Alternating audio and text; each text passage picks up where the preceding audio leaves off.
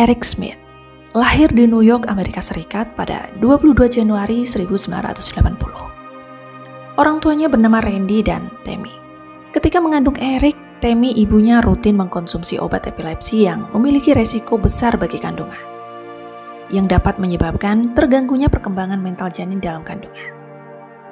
Dan ketika Eric lahir, Randy ayahnya yang melihat bentuk fisik dan rupa Eric tidak mau mengakui Eric sebagai anaknya.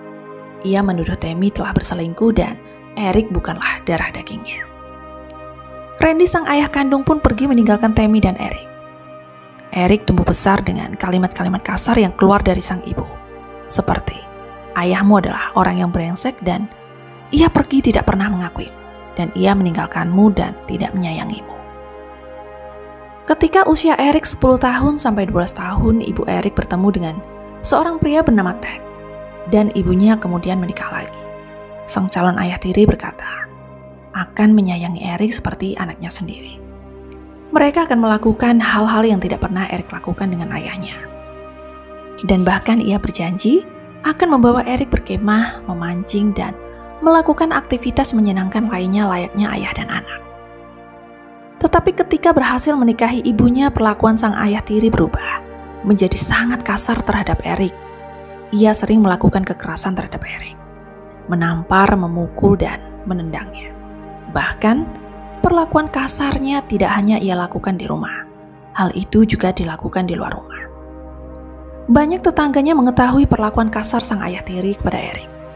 Bahkan, sang ayah tiri sering berucap bahwa ia merasa malu memiliki anak seperti Eric. Eric sendiri sudah berusia 13 tahun tetapi ia masih duduk di kelas 5 SD. Ia tidak bertumbuh normal layaknya anak-anak seusianya. Fisiknya sangat lemah dan tak bisa berolahraga. Ia memiliki keterbelakangan mental dan kesulitan dalam berbicara. Akibat inilah Eric sering dikucilkan di sekolahnya.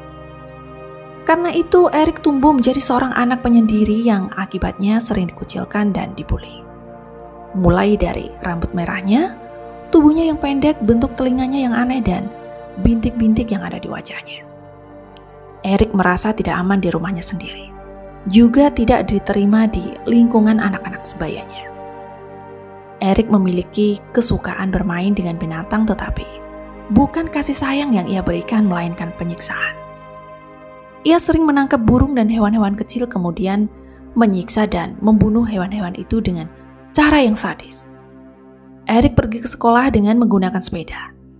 Eric trauma karena sebelumnya tasnya pernah dibuang oleh teman-temannya dan barang-barangnya dihamburkan di dalam bis. Sejak saat itu Eric tidak mau lagi naik bis sekolah. Kemudian ia dibelikan sepeda oleh ibunya. Sepulang sekolah, Eric menghabiskan waktunya bersepeda berkeliling komplek rumah tempat tinggalnya, menelusuri jalan-jalan kecil sembari menikmati kayuhan sepeda.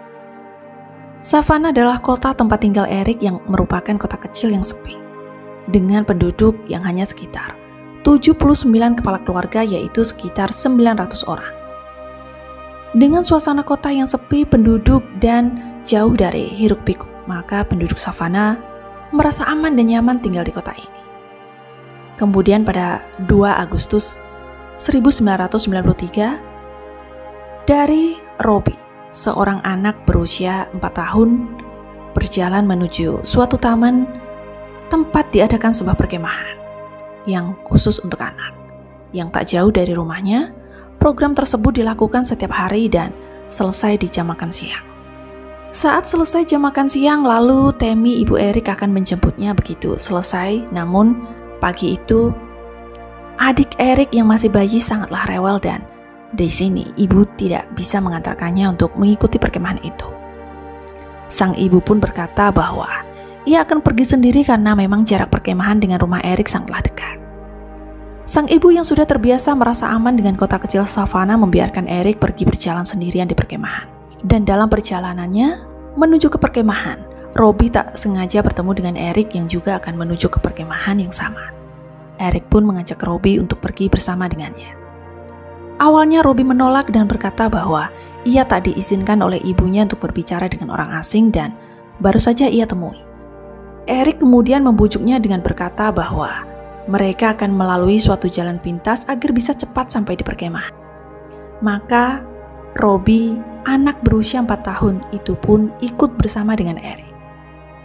Eric menuntun Robbie menuju ke suatu hutan sambil berjalan perlahan, keduanya menyusuri jalan kecil di kota Savannah. Eric menuntun dari menuju suatu hutan dan di sanalah Eric melakukan aksinya, memukul wajah anak itu dengan batu lalu menyodominya dengan batang pohon.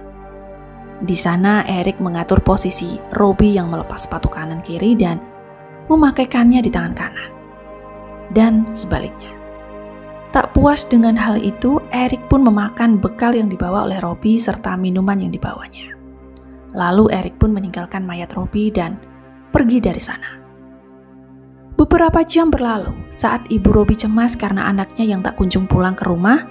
Ia pun pergi ke perkemahan untuk mencari sang anak. Tetapi, kata beberapa guru di sana, Robbie tidak datang hari ini. Dan seketika ibunya Robbie pun panik dan melaporkan hilangnya Robbie kepada pihak kepolisian. Semua orang bekerja keras mencari Robbie. Begitu juga sang pelaku, yaitu Eric. Eric memberikan keterangan kepada polisi dan ia menggambarkan dengan jelas baju yang dipakai oleh Robbie. Hingga ia tahu bahwa Robbie membawa bekal berupa minuman merah, Kool-Aid. Polisi kemudian merasa curiga dengan Eric. Mereka bingung karena sejak awal Eric mengklaim bahwa ia tidak melihat Robbie tapi ia tahu apa yang dibawa oleh Robbie. Polisi menduga Eric telah melihat kejadian mengerikan yang telah terjadi kepada Robbie secara langsung di depan matanya.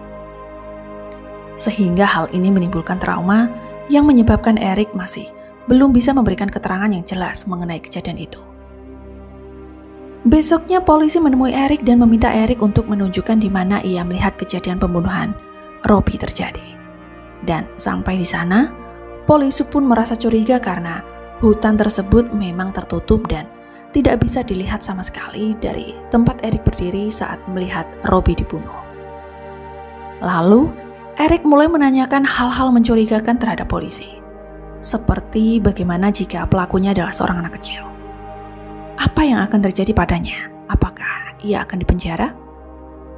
5 hari setelah kejadian pembunuhan itu, Robbie akhirnya dimakamkan dan 2 hari setelahnya, tepatnya 9 Agustus 1993. Eric mengakui semua perbuatannya. Kemudian Eric diantarkan menuju ke polisi oleh kakeknya sendiri. Eric mengaku bahwa ia yang telah membunuh Robbie. Pada tahun 1994, jaksa mendakwa Eric bersalah atas pembunuhan tingkat 2 dengan hukuman 9 tahun penjara sampai seumur hidup. Namun, karena ia masih di bawah umur, ia akan dibawa ke penjara khusus anak dan akan dipindahkan begitu ia dewasa. Beberapa bulan di dalam penjara, Eric menulis surat terbuka kepada keluarga dan korban. Eric sendiri tidak ingin menghabiskan waktunya di penjara seumur hidup. Ia beberapa kali mengajukan banding dan pembebasan bersyarat, namun selalu ditolak. Dan akhirnya pada tahun 2021 kemarin, Eric dibebaskan melalui pembebasan bersyarat. Eric berjanji bahwa ia akan berubah. Ia ingin membantu anak-anak yang punya masalah sama seperti dirinya, agar hal serupa tidak terjadi kepada mereka. Eric yang beberapa waktu setelahnya diketahui bahwa ayah tirinya juga senang melakukan pelecehan terhadap 2 kakak perempuannya yang sebelumnya tidak pernah disebutkan dalam berita. Jadi, Eric mungkin mendapat perlakuan yang sama. Hingga hal itu memunculkan ide di kepalanya untuk melakukan hal mengerikan itu kepada Robbie. Saya Tini, sampai jumpa lagi di berita kriminal lainnya.